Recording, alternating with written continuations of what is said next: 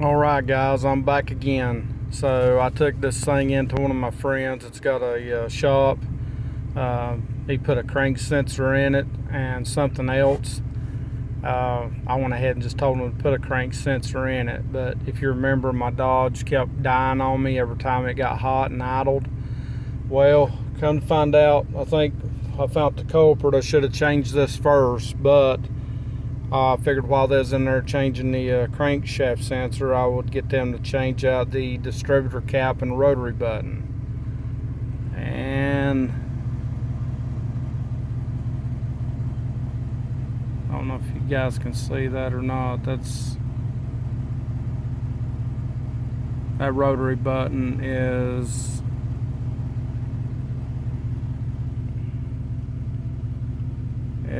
fried. There you go.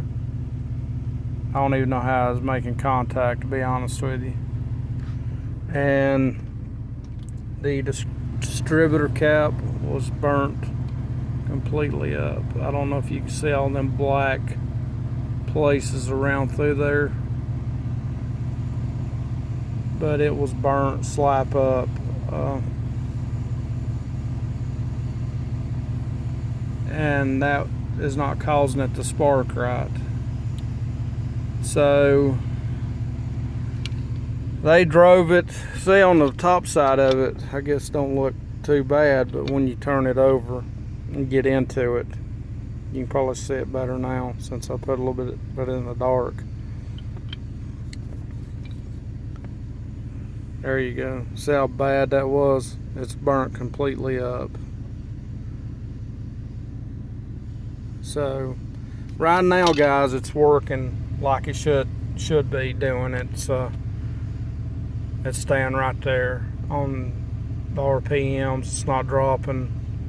He said he drove it for 45 or left it crank 45 minutes, and then he drove it for about 30 minutes, and so far so good. I think that might have fixed it, because it was also dying on me when I would make a sharp left turn and let off the gas, and it didn't do it this time when I drove it. So hopefully all this fixed it. But I wanted to do an update on this. It's a 2001 Dodge Ram 1500 with a 5.2 liter in it. I did start changing sensors out on it. Like I said, the air volume control, the throttle body sensor, and now it's got a new crankshaft sensor.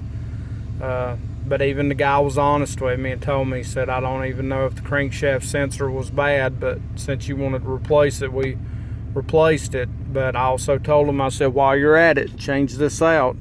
And he said, I think your culprit was actually the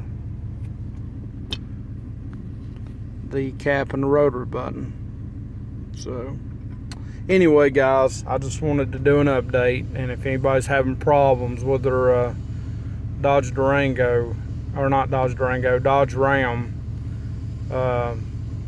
not idling and dying on you all the time, start with this first. I mean, I could have changed that out. It ain't got but 2 screws on each end, and it pops off. But while he was changing that sensor out and I was having to pay for it anyway, I just told him to go ahead and do it. And it saves me the trouble of having to get all that stuff done. Anyway, thank you for watching. I hope you subscribe and like. Anytime I have anything going on here at the house and wildlife, and if you like any of that stuff, just hop on here. Thanks.